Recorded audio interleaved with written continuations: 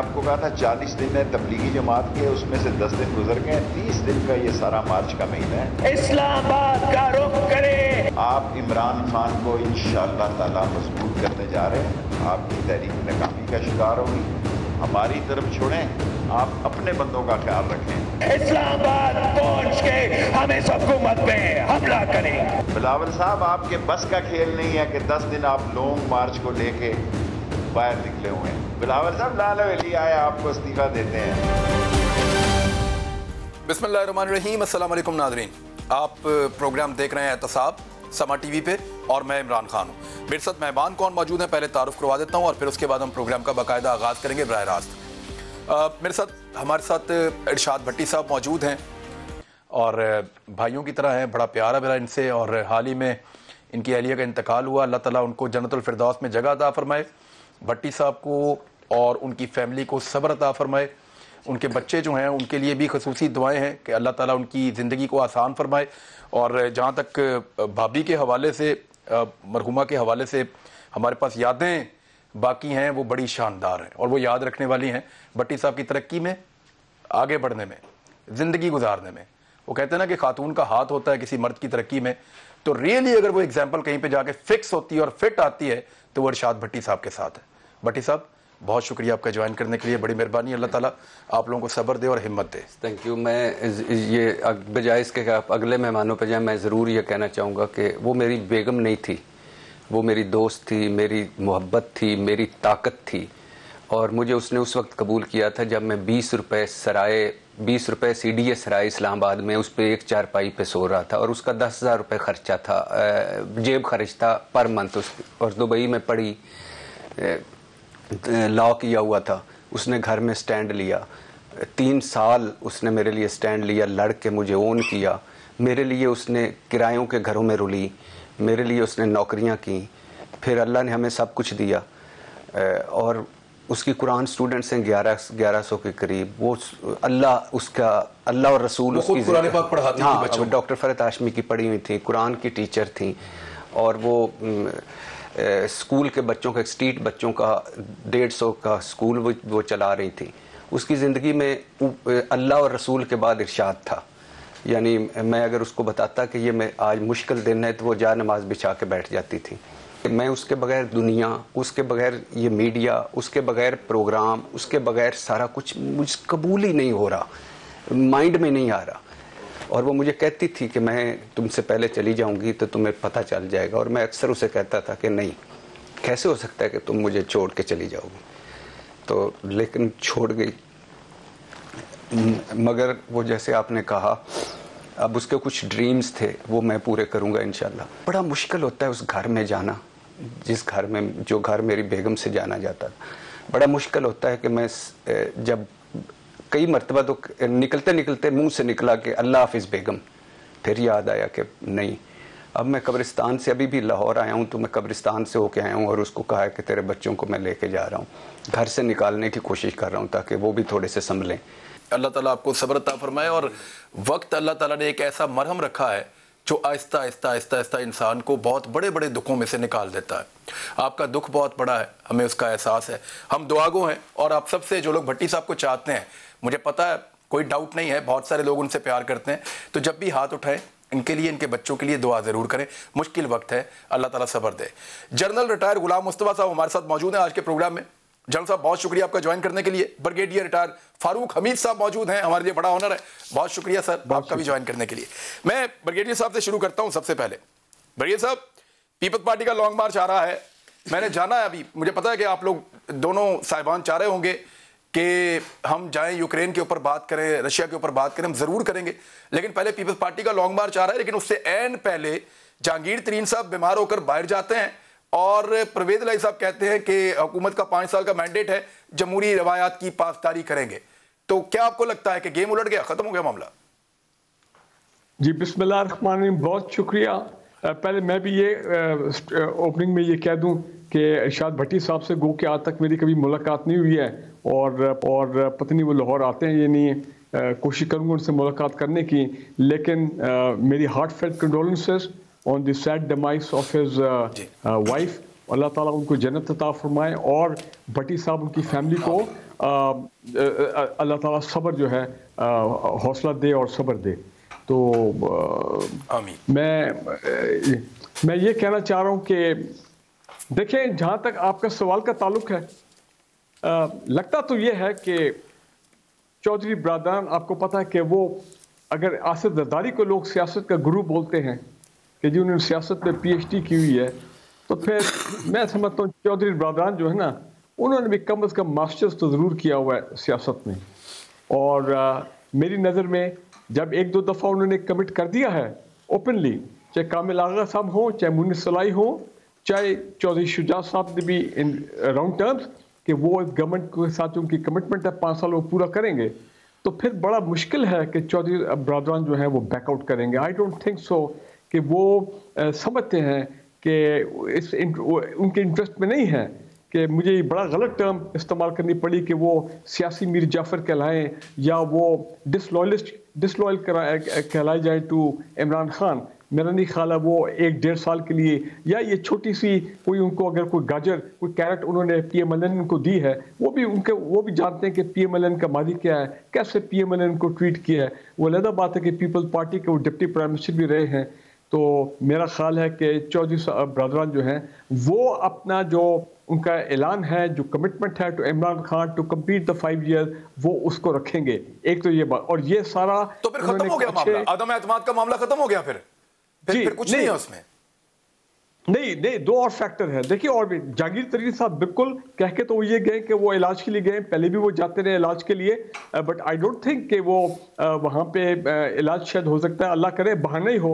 हम तो चाहते हैं जहांगीर तरीन साहब के उनकी सेहत बरकरार रहे, कायम रहे और वो सेहतमंद रहे, लेकिन ये अपना एक बहाना हो सकता है। इंपॉर्टेंट चीज़ क्या है?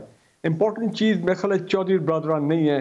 इंपॉर्टेंट चीज़ है कि PTI के अंदर जो कुछ ऐसे लोग जो वाकई जिनमें इस वक्त लालच में अंदर आ रहे हैं, जो हॉर्स ट्रेडिंग का कहीं शिकार ना हो जाएं, जो इमरान खान के साथ उनका कोई ज़ाती अगर कोई इंटरनल मसला है उस वजह से वो कि बिक ना जाएं, अपने आप को बेच ना दें, और जिस तरह हॉर्स ट्रेडिंग के हम सुन रहे हैं वो एक फैक्टर हो सकता है। लेकिन फिर बात वही है कि एक्चुअल जो लोग टूटेंगे, जिससे घबरा रहे हैं ऑपोजिशन वाले, वो उनके अपने 14-15 लोग होंगे जो माजी में वो टूटते रहे हैं और जिनको वो जानते हैं लेकिन उनका कुछ कर नहीं सकते। और इम्पोर्टेंट चीज़ ये है कि मार्च अगर अभी भी आनी है तो वो अगले चंद दिनों की बात है। उसके बाद 23 मार्च आ रही है और फॉरेन मिनिस्टर कॉन्फ्रेंस है OIC के यहाँ पे, क्राउन प्रिंस MBS आ रहे हैं 23 मार्च के लिए, और बड़े डिग्निटरीज आ रहे हैं। मेरा नहीं ख्याल है कि पाकिस्तान की स्टैब्लिशमेंट चाहेगी कि इस वक्त पाकिस्तान में कोई सियासी टर्मोइल हो, कोई पॉलिटिकल इंतशार हो, कोई पॉलिटिकल इंस्टेबिलिटी हो, क्योंकि उससे आगे रमजान के बाद मेरे ख्याल में प्राइम मिनिस्टर ऑफ पाकिस्तान एक खिताब भी करने जा रहे हैं। एक आपने जुमला कहा, वो मैं जनरल साहब के सामने रखता हूं। जनरल साहब फारूक हमीद साहब की अगर जो से सुने तो उन्होंने एक बात की है। उन्होंने कहा कि वो पहले भी इलाज के लिए बाहर जा चुके हैं जहांगीर तरीन, और दोबारा इलाज के लिए बाहर गए हैं। लेकिन आपने फर्क देखा है, या जहांगीर तरीन साहब ने कितना गेन किया आपने ये देखा है? पिछली मरतबा जब जहांगीर तरीन बाहर गए तो पूरी अपोजिशन गालियां दे रही थी हुकूमत को और जहांगीर तरीन को। वो ये कह रहे थे कि ये बंदा ATM बाहर निकाल दिया इमरान खान ने, कोई जहांगीर तरीन को पूछने वाला नहीं है, क्या कभी कोई जहांगीर तरीन को गिरफ्तार करेगा? और तनकीद की भरमार हो रही थी। आज पूरी अपोजिशन जहांगीर तरीन की सेहत के लिए दुआएं कर रही है। जब वो बाहर जा रहे हैं वो तनकीद सारी खा गए जहांगीर तरीन 2 खुफिया मुलाकातों में। देखिए, ये हमारी सियासत का बहुत बड़ा अलमिया है। बहरहाल मैं भी इरशाद भट्टी साहब, अल्लाह ताला आपको सब्र दे, आपके बच्चों को सब्र दे, और आमीन। जो आपका ये अहलिया का अल्लाह ताला उनको जन्नत में जगह अता फरमाए। देखिए, सियासत एक तो खेल बेरहम है ये, और जो पाकिस्तान की सियासत है बदकिस्मती से असूलों से बहुत पहले ही आज़ाद हो चुकी हुई है। कोई इनके आप देख लीजिए प्रिंसिपल्स नहीं हैं, बेसिस ही कोई नहीं पाकिस्तान की सियासत में इस वक्त। आप जहाँ भी देख लें, मुझे किसी पार्टी में कोई फ़िलासफ़ी नज़र नहीं आती, कोई बड़ी सोच नज़र नहीं आती। बात कहाँ है? छोटी छोटी बातों पे वही छोटी बात। जो टॉप लीडर्स हैं पार्टी के, उनके मुंह से भी निकलती है तो वही छोटी बात। बड़े जो लीडर्स हैं उनके मुंह से बात निकलती है, वो भी छोटी बात निकलती है। तो मैं समझता हूँ कि एक तो ये हमारे लिए बड़ा अलमिया है। दूसरा एक बहुत बड़ा अलमिया है कि जो अपोजिशन रियलाइज़ कर गई थी बहुत पहले, और अब भी उनको इस चीज़ का एहसास है कि पाकिस्तान के 22 करोड़ अवाम इस अपोजिशन को आजमा चुके हुए हैं। यही लोग हैं ना, ये हुकूमत में तो रहे हैं ये लोग। जब ये उस वक्त कुछ नहीं कर सके तो आज दोबारा इनको ला के तीसरी दफ़ा चौथी दफ़ा ला के वो क्या एक्सपेक्ट करते हैं इनसे?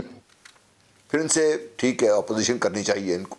मैंने आज तक इनसे कोई पॉजिटिव प्लान नहीं सुना कि ठीक है पाकिस्तान के इश्यूज़ हैं, बहुत सारे इश्यूज़ हैं, ये गिनवाते हैं, मैं इससे बहुत ज़्यादा गिनवा सकता हूँ, लेकिन इनके जहन में कोई ऐसा मंसूबा है जो पाकिस्तान को इन तमाम मसाइल से बाहर निकाल के ला सकता है? यही तो वो वजह है जहाँ से हम, इनकी वजह से तो हम यहाँ पे आज बैठे हुए हैं। तो एक तो ये बड़ी वाज़ेह है हमें, कम से कम मेरे नज़दीक।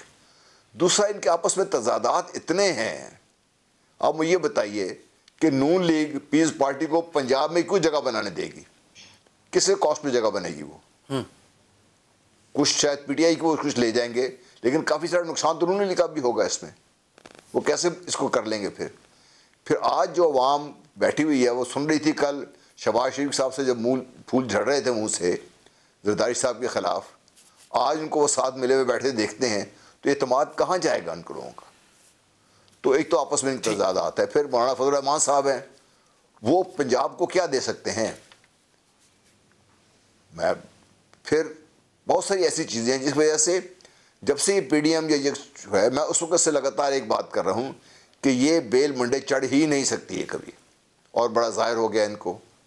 और अब ये जो कुछ भी चल रहा है, आप इनको एक क्रेडिट ज़रूर दें अपोजिशन को। उन्होंने एक नैरेटिव बनाया है, उस नैरेटिव पे वो स्टिक कर रहे हैं सारी पार्टियाँ अपोजिशन की जो हैं, और बात एक यही कर रहे हैं कि मौजूदा हुकूमत मामलात को संभालने में कामयाब नहीं हो सकी, बल्कि नाकाम रही है। और ये जो महंगाई का सो कॉल्ड एक सैलाब इसकी ये बात कर रहे हैं, ये डायरेक्टली इमरान खान साहब जिम्मेदार हैं। और इस तरीके से उनके पीछे ये 2-3 जो उन्होंने बीच में नैरेटिव में चीज़ें रखी हैं, ये लेके वो चल रहे हैं, और काफ़ी हद तक एक नैरेटिव जो है ये होल्ड कर रहा है। लेकिन होल्ड कहाँ पे कर रहा है? होल्ड उन लोगों में कर रहा है जो वाकई इस महंगाई से तंग आए हुए हैं। वो लोग तनख्वाहदार लोग हैं, वो तो जो शहर जो अपने गांव से उठ के आए थे शहर में अपने कुछ बनाने के, वो बन नहीं सके, वो शहर और गांव के बीच में फंस के रह गया तबका बहुत बड़ा पाकिस्तान का, वो बेचारे परेशान हैं। उनको उनकी अगर ये बात कर रहे हैं तो वो शायद इनके साथ की बात सुन भी लेंगे। जी, तनख्वाहदार लोग हैं, दिहाड़ीदार लोग हैं जो बेचारे आते हैं काम के लिए, यहाँ पे आके चलो ख़ानदान में कुछ बनाएंगे, तो वो मतलब जो भी इनका नैरेटिव है वो कुछ एक उसमें से। और इनकी जो कोशिश शुरू दिन से यही रही है, और अब इस कोशिश में किसी हद तक कामयाब भी हुए हैं कि हुकूमत को डिफेंसिव पोजीशन में डाल के हुकूमत रिएक्ट कर रही है इनके लिए।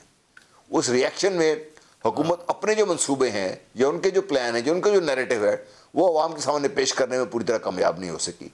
ये चीज़ है जो मैं समझता हूँ कि अपोजिशन के पास है। इसको वो इलेक्शन तक लेके जाएंगे, और इलेक्शन में जी ठीक।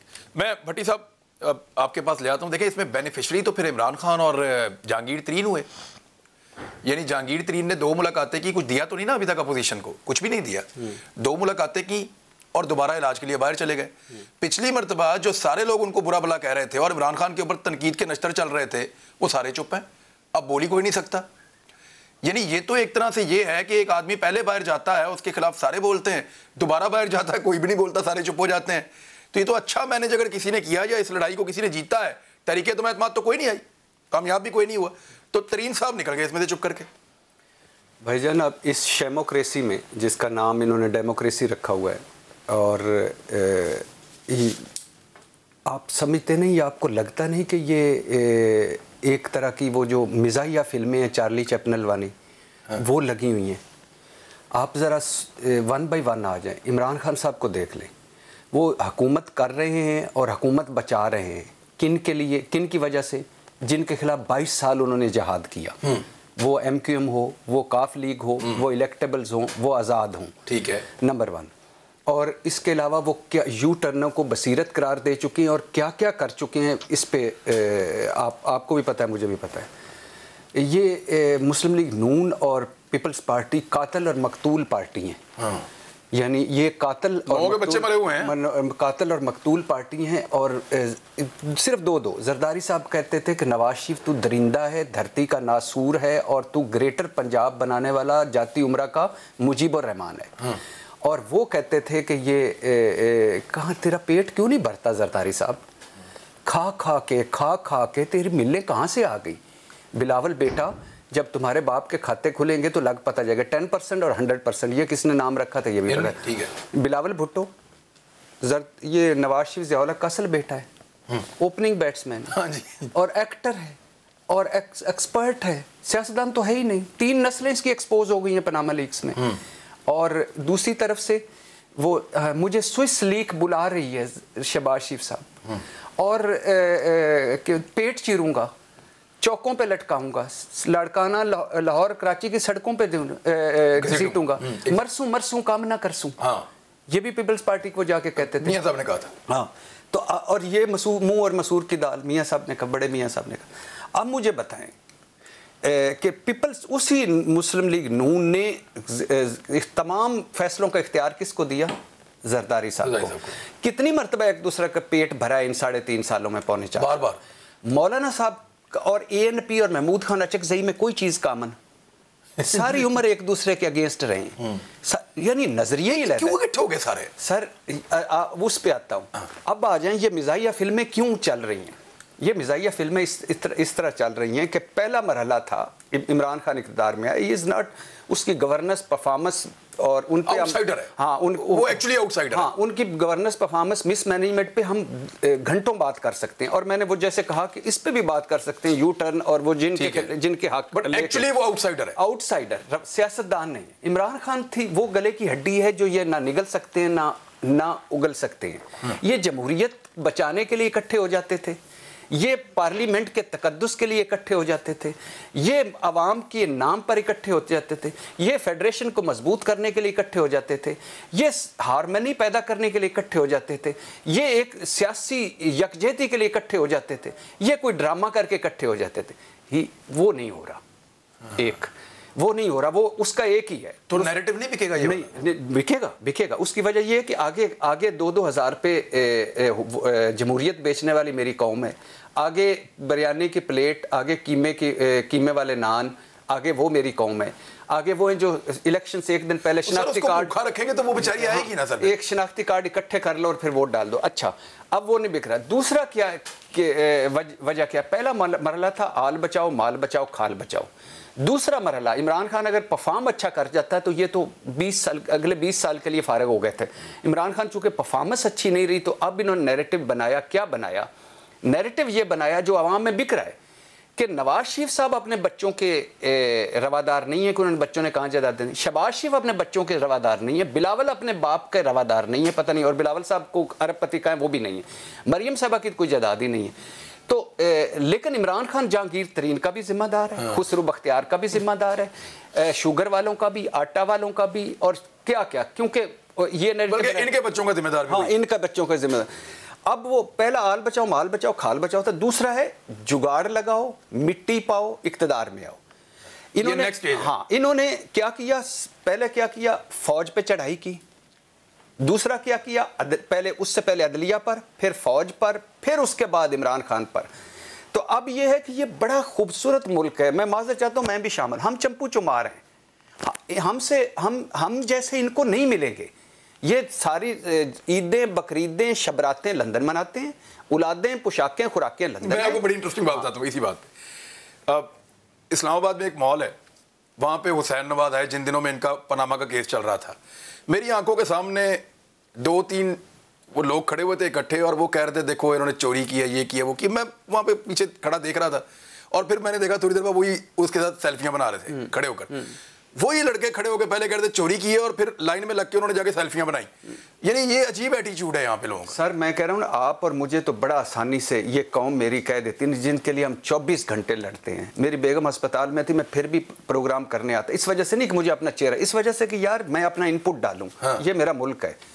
तो हमें तो पैराशूटर, एजेंसियों का लिफाफा और ये कह देते हैं, लेकिन इनको शायद पता नहीं है कि उसी जो बेगम मेरी गई है उसकी मैं कई मरतबा कसम खा कह चुका हूँ कि काश मैं पैराशूटर नहीं हूँ, नंबर 2 किसी की लाइन नहीं लेता, और नंबर 3 लिफाफे पे नहीं, जिस दिन बिकूंगा यार कोई अरब 2 अरब 4 अरब 5 अरब यार लिफाफा और प्लाट और परमिट पे बिकूंगा मैं, नॉट एट ऑल। अच्छा, लेकिन हमें ये वो कौम है जो अपने मोहल्ले के मुहर्रर के खिलाफ खड़ी होकर 3 दिन मुझे बात करके दिखाए, नहीं कर सकती। ये इनकलाब लाना चाहते हैं मगर साढ़े घर विचू बचा रहे।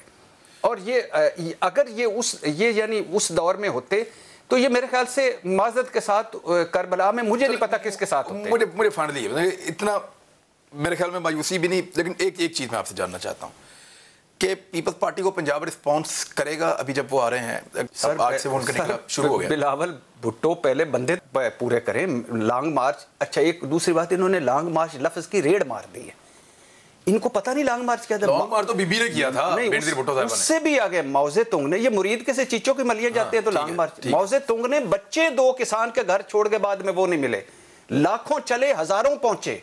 मकसद क्या था इनका? क्या लॉन्ग मार्च? अवाम है मकसद ना, महंगाई है मकसद, अवाम को यानी जिनकी वीडियो नहीं निकलेगी आपके? हाँ, नहीं बिल्कुल भी रिस्पांस नहीं देंगे? नहीं सर, बिल्कुल भी नहीं। अच्छा, और वो जो स्टोरी आई थी कि 2,500 हज़ार रुपए पे इन्होंने बंदे इकट्ठे किए थे, उसके बिलावल भुट्टो साहब ने घर के बेडरूम से घर के दरवाजे तक लॉन्ग मार्च किया था, मतलब सिंध से उधर तक। हाँ। तो कितने बंदे आए थे?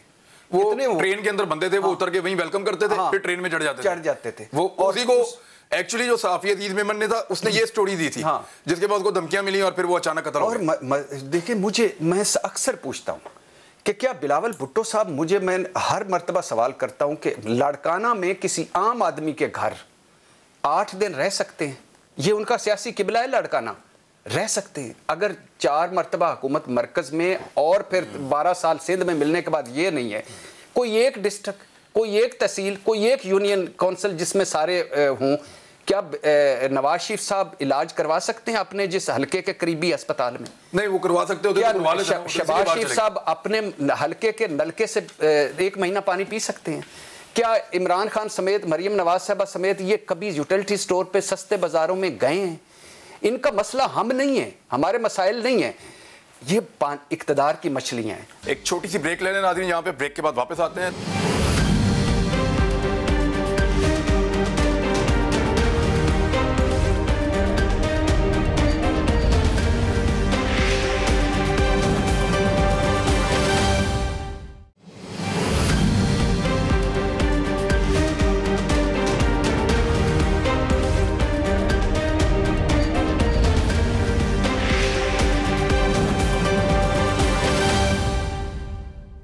Welcome back. जनरल साहब, मैं पहले आपके पास आ जाता हूं, आप जरा अपनी माहिराना राय दे दें मुझे कि यूक्रेन और रूस के दौरान, यानी इमरान खान साहब गए तो लड़ाई छिड़ गई। ये लड़ाई पहले भी हो सकती थी, बाद में भी हो सकती थी, लेकिन रूस ने बताना थोड़ी था किसी को कि किस वक्त होनी है। तो ये ओवरऑल आप इसको ठीक देखते हैं इमरान खान साहब की हिकमत अमली को, दौरे को, या आप इसको ठीक नहीं देख रहे? देखिए, मैं समझता हूँ कि ना सिर्फ ये दौरा ठीक था, और अगर ये ना होता तो पाकिस्तान का नुकसान बहुत ज़्यादा होना था। अगर आज भी हमारी आंखें नहीं खुली कि अमेरिका ने यूक्रेन को खंबे पे चढ़ा के खुद पीछे हट के बैठ गए हैं, और ऐलान ये हो रहा है कि नेटो के हर इंच के लिए हम लड़ेंगे, और यूक्रेनियन मर रहे हैं, और यूक्रेनियन किस तरीके से उनका प्रेसिडेंट जो वो शोर मचा रहा है कि मुझे नेटो में घसीटने वाले आज मेरे साथ तुझे निकाल लेते हैं, बाकी मरने दे वहाँ पे। हाँ, उसने ये हालत है। तो फिर अगर हम ना जाते तो क्या बात, इंप्रेशन ये जाना था कि हम अमेरिका के दबाव में आ गए हैं और इसलिए हम नहीं जा रहे इसमें, और ये रूस की बहुत बड़ी बेइज्जती होती, क्योंकि इनवाइट तो रूस ने किया था इससे। और अगर इस दौरे को अगर पोस्टपोन करवाते तो रूस के प्रेसिडेंट करवाते। अगर वो हालत जंग में रिसीव करने को तैयार हैं और 3 घंटे हमारे प्राइम मिनिस्टर के साथ कर रहे हैं, तो मैं समझता हूँ दौरा ना सिर्फ ठीक था, जो आउटकम अगर आप देखते हैं इसका, हाँ, जो इसका जो आउटकम है आपका, जो इनका इलामिया जो जारी हुआ है, ये वो बड़ा हैरान कुन है। उसमें कश्मीर उसमें मेंशन्ड है, उसमें अफगानिस्तान के हालात के बारे में उसने बातचीत की है, और हमारे प्राइम मिनिस्टर ने जो बात की थी यहाँ पे रशियन टेलीविज़न को इंटरव्यू देते हुए कि हम तमाम मसाइल का जंग हल नहीं समझते, हम पुरअमन बातचीत से मामला को हल करना चाहते हैं, वो भी उसमें शामिल है, इस्लामोफोबिया उसमें शामिल है, और अब जो पाकिस्तान के इकोनॉमिक इश्यूज़ हैं, जो पाकिस्तान के एनर्जी के जो प्रॉब्लम्स हैं, ख़ासतौर पे गैस की जो बातचीत चल रही थी, वो उसमें शामिल है। तो तमाम जो ऐसे इशूज़ जो पाकिस्तान को डायरेक्टली कंसर्न करने उसमें शामिल थे। फिर पाकिस्तान इस लड़ाई में आप देखिए, लड़ाई तो रूस और अमेरिका की है, ये बीच में यूक्रेन तो बेचारा फंस गया है और यूरोप भी फंसा हुआ है इसके बीच में। इससे पाकिस्तान का क्या रोल हो सकता है? सिंपल कि पाकिस्तान तो अपने इंटरेस्ट के लिए गया है ना वहां पे। और एक करवा सकते हैं ना छुड़वा सकते हैं। बात खत्म करते हुए, अच्छा मैं खाली एक बात खत्म करते हुए, जब अमेरिकन से हम कभी बात करते थे ना, बात डायरेक्टली आई रिमेंबर उनके जो फॉरेन ऑफिसर ने बात की, जो स्टेट ऑफिस से, कि आप भारत के साथ इतनी पींगे क्यों बढ़ा रहे हैं एक तरफ पाकिस्तान के साथ। वो कह रहे थे जी कि हम भारत के साथ पींगे आपके खिलाफ नहीं बढ़ा रहे, हमारे अपने ही उनके साथ ताल्लुकात डिफरेंट लाइन पे हैं, आपके साथ डिफरेंट वजह से उसके ऊपर हैं।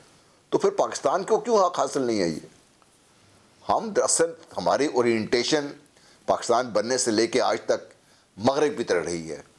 हमारे तालीम तो वहाँ पे, लैंग्वेज हैं तो वहाँ पे, जायदादें हैं तो वहाँ पे, हमने जो शहरियतें ले रखी हैं, हमारे पता नहीं 17-18 हज़ार जो गवर्नमेंट ऑफिस है उन्होंने वो वहाँ की हैं। तो हमारी सारी ओरिएंटेशन उस तरफ है, सारी तुम्हारे मफादात इंडिविजुअल्स उस तरफ हमारे हैं। तो अब हमारे लिए उस एलीट के लिए हजम करना बहुत मुश्किल है कि पाकिस्तान अपना मगरब से जो पाकिस्तान की ओरिएंटेशन थी उसको चेंज करके कम से कम चले दरमियान में ही ला रहा है इसमें। तो ये तो मेरा ख्याल था कौम को इसको वेलकम करना चाहिए था इसको। ठीक है, मैं सर कौम तो वेलकम कर रही है, लेकिन मैं पॉलिटिकली जो लोग इसको हैंडल कर रहे हैं मामले को वो कुछ और कह रहे हैं। एक सवाल यहाँ पैदा होता है ब्रिगेडियर फारूक हमीद साहब, सवाल ये है कि नेटो अगर इस लड़ाई में नहीं आता, क्योंकि चढ़ाया था यूक्रेन को कि बेफिक्र हो जाओ हम तुम्हारे साथ हैं, कदम बढ़ाओ हम तुम्हारे साथ हैं। नवाज शरीफ साहब वाला किया इन्होंने, नवाज शरीफ साहब ने भी यही कहा था कि कौम ने मुझे कहा कदम बढ़ाओ नवाज शरीफ हम तुम्हारे साथ हैं, मैंने पीछे मुड़ के देखा कोई नहीं था। तो यूक्रेन को नेटो ने और अमेरिका ने कहा कदम बढ़ाओ यूक्रेन हम तुम्हारे साथ हैं, और फिर जब यूक्रेन ने पीछे मुड़ के देखा तो हथियार और बंदे सारे गायब थे। अब रूस से उनको कुट पड़ रही है। या तो यूक्रेन की मदद के लिए नेटो को आना पड़ेगा, अगर वो आते हैं तो आलमी जंग वाली कैफियत बन जाएगी, और अगर वो नहीं आते तो यूरोप के बहुत सारे मुल्कों का एतमाद नेटो के ऊपर से मुतजलजल हो जाएगा। आप क्या होता हुआ देख रहे हैं?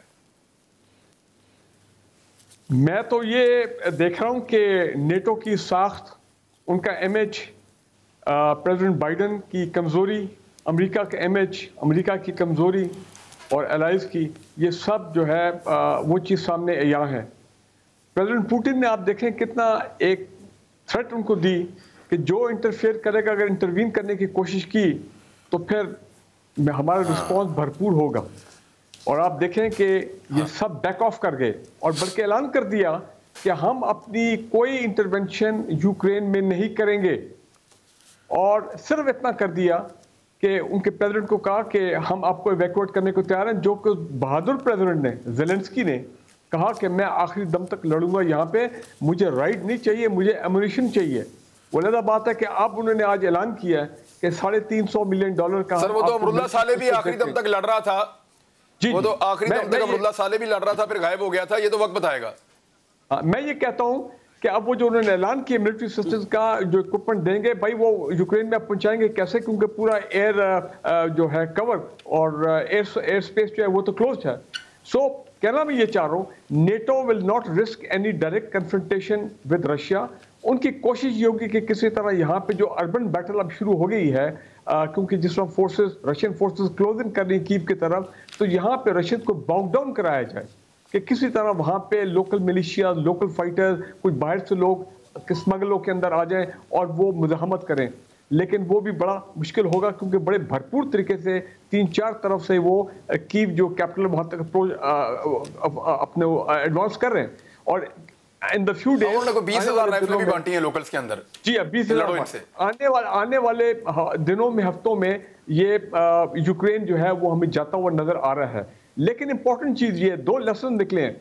Ukraine was a nuclear power, लेकिन जब वो सारा ये मामला 90 में खत्म हुआ और यूएसएसआर का जी, उन्होंने सारे अपने वेपन सरेंडर कर दिए। आज अगर यूक्रेन के पास वो न्यूक्लियर कवर होता, किसी माई के लाल, किसी न्यूक्लियर पावर की जरूरत ना होती कि वो उनके ऊपर हमला करते हैं।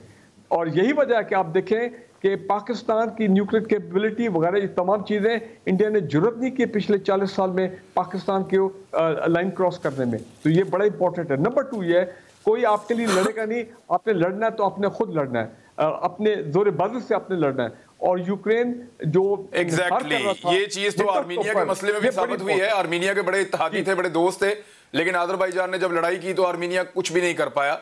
इवन सबको अपनी लड़ाई खुद ही लड़नी पड़ती है। जी नाज़रीन, एक ब्रेक लें, ब्रेक के बाद वापस आते हैं और फिर यहीं से हम बातचीत को शुरू करेंगे। हमारे साथ ही रहेगा।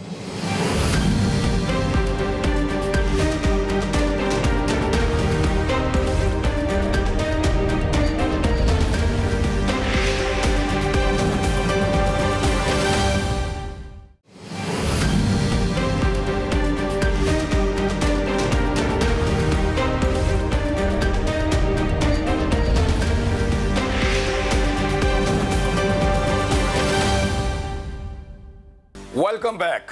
अमेरिका ने बार बार भट्टी साहब दुनिया को बताया कि हम आपके साथ हैं, लेकिन जब आपको कुट पड़ेगी तो फिर आपने अकेले खानी है, हमने उसके अंदर शामिल नहीं होना और ना हमने आपकी लड़ाई आके लड़नी है। पाकिस्तान के साथ इन्होंने 2 दफा ऐसे किया, पाकिस्तान को सबक हासिल हुआ, पाकिस्तान चाइना के साथ मिलकर अपने हथियार बनाना शुरू हो गया।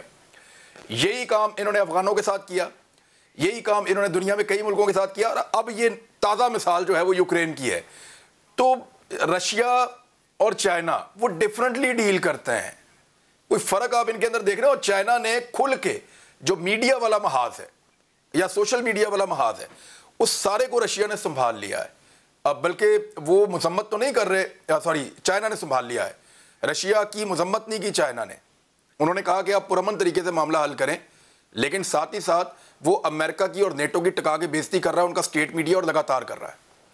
अच्छा, पहली बात तो ये है कि मैंने वो ट्वीट भी किया था मैं कि वो लोग जो कहते थे कि फौज बोझ है, हाँ, वो लोग जो कहते थे इतना दिफाई बजट खा गई, हमें लुट के खा गए, वो लोग जो कहते थे ये मिसाइल, ये टैंक, ये जंगी जहाज, ये किस लिए, हाँ, वो लोग जो कहते थे कि एटम बम किस लिए बनाया यार, हर नए मिसाइल के तजर्बे पे वो कहते हैं ये क्या जरूरत है, एटम बम के साथ रोटी खानी है आपने, वो ये कहते थे, आर्गुमेंट है उनका। ये वो लोग जो कहते थे कि ये किस चक्कर में पड़ गए हैं यार, आवाम पे पैसे खर्चो, उन सब से कहना है कि प्लीज यूक्रेन जाएं और वहाँ उनसे रब्ता करें।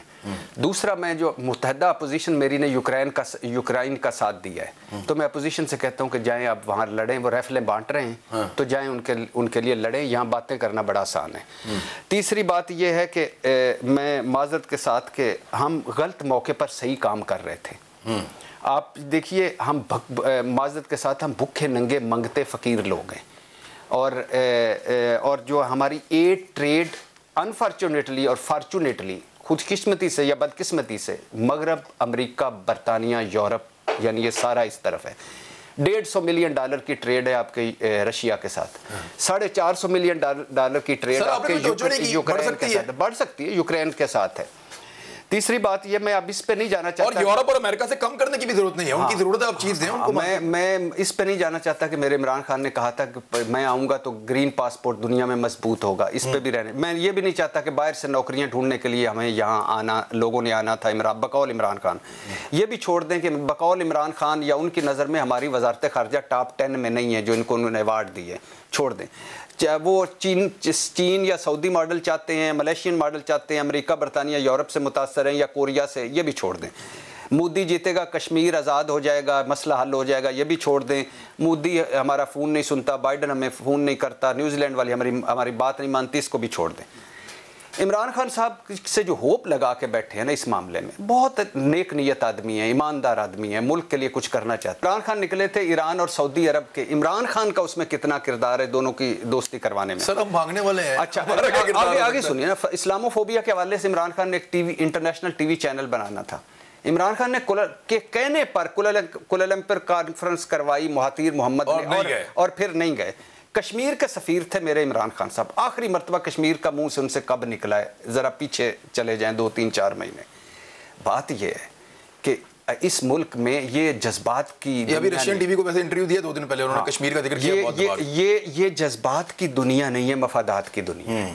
आपके तमाम जो इस्लाम के किले हैं वो मोदी को अवार्ड दे चुके हैं, Exactly. क्योंकि वो इंडिया बहुत बड़ी मार्केट है। और दूसरी बात यह है कि आपके जितने भी दोस्त अहबाब हैं, उनकी चीन देख लें, रशिया देख लें, उनकी भारत से ट्रेड देख लें और अपनी देख लें। तो इस मौके पर देखिए, आपको अब मैं किसी ब्लॉक में भी शामिल नहीं हूँगा, मैं रशिया का दौरा भी करूँगा, मैं अमेरिका जो है उनसे भी ताल्लुकात बेहतर बनाने की कोशिश करूंगा। चीन से भी मेरी शायद से मीठी और हिमालय से नहीं, हिमालय से ऊंची दोस्ती। अब आपको खड़े होना पड़ेगा। अब आपको एक ब्लॉक, आप ब्लॉक चूज, कौन सा ब्लॉक? कोई भी जो आपको प्रैक्टिकली तो ऐसा लगता है कि पाकिस्तान रशिया और चीन के ब्लॉक में आ गया। मैं आ जाए, अपने मुंह से नहीं कह रहा, मैं कह रहा आ जाए अनाउंस। देखिए इसको अनाउंस करना जरूरी है। देखिए हम अब इस फैटफ में इस वक्त आप फैटफ में फंसे हुए हैं, आप IMF में फंसे हुए हैं, आपने दुनिया का कर्जा देना है, अमेरिका के साथ आपकी ट्रेड है, यूरोप के साथ ट्रेड है। अनाउंस करने की बजाय, यानी इंडिया भी ये अनाउंस नहीं करता कि वो किस ब्लॉक में है, देखिए, लेकिन वो फायदा उठाता। तो अब क्या करना पड़ेगा इससे ज्यादा? देखो ब्लॉक में चले जाए, 27 से 26 नुकात मान के ब्लॉक में चले जाए। जब ब्लॉक में पाकिस्तान गया था, पाकिस्तान ने जब अनाउंस किया था कि we are part of the American bloc, उसका पाकिस्तान ने बड़ी कुट खाई है कई दहाइयों तक। तो अब दूसरी तरफ चला जाए। अच्छा, फिर ब्लॉक में चला जाए, जाना चाहिए सर। दुनिया ब्लॉक्स, या आप यूक्रेन देखे ना सर। इंडिया तो नहीं कह रहा हम ब्लॉक में जा रहे हैं, चाइना भी नहीं कह रहा ब्लॉक में जा रहे हैं। चाइना, आप चाइना खुद ब्लॉक है लेकिन वो अपने मुंह से कहते नहीं। बड़ी मार्केट है। देखिए आपको अब कंफ्यूजन से निकलना पड़ेगा, आपको अब एक पोजीशन लेनी पड़ेगी। आप अब इससे बुरे हालात सर, उसकी नुकसानात ज्यादा हैं इस वक्त। अभी पाकिस्तान कर सकता है। आपको क्या फायदे मिल रहे हैं? मैं क्विकली जरा दोनों साहिबान से पूछूं, फिर वापस मैं जनरल साहब, मुझे क्विकली आप बताएं, बहुत कम वक्त है, कि क्या पाकिस्तान को ओपनली ब्लॉक अनाउंस करना चाहिए, जबकि वो मुल्क खुद नहीं कह रहे कि हम एक ब्लॉक हैं? तो how is it possible sir? Bhatti साहब का मौक़िफ़ है। देखिए, ब्लॉक्स की जो पॉलिटिक्स थी ना, जो वर्ल्ड गेम्स थी, वो ओवर हो चुकी हुई हैं इस वक्त। जिस तरह अभी बात भी हो रही थी, भारत के और चीन के ताल्लुकात देख लीजिए कैसे, कितने सदमोहरी का शिकार है, लेकिन तजारत कर रहे हैं वो लोग। अमेरिका और चीन के दरमियान देख लीजिए क्या मामला चल रहे हैं, लेकिन तजारत उनकी भी हो रही है। और इसके बावजूद कि भाई रूस ने यूक्रेन पे हमला कर दिया है, बहुत सारी सैंक्शन लगाई हैं, लेकिन रूस की गैस और रूस का जो ऑयल है उस पर किसी ने सैंक्शन नहीं लगाई उसने। तो ये आजकल ब्लॉक की सियासत से बाहर निकल जो चीजें चाहिए वो ले रहे, मीठा मीठा हफ और कड़वा कड़वा थू थू। तो ये मफादात की सियासत है सर सबकी। तो इसलिए यानी इतना इसके साथ फायदेमंद है, इतना कर लो, इतना इसके साथ नुकसान वाला है, इसको छोड़ दो। और ब्लॉक बेशक बना हुआ हो, इत्तेहाद बेशक बना हुआ हो, तो क्या जरूरत है किसी को बताने की कि मेरा किसी के साथ क्या ताल्लुक है? दुनिया वैसे असेस कर ही लेती है। भट्टी साहब जी, नाज़रीन, हमारे पास वक्त खत्म हो गया। अब तक के लिए इतना ही, अपना ख्याल रखिएगा। मुलाकात होती है जुमे को। अल्लाह हाफिज़।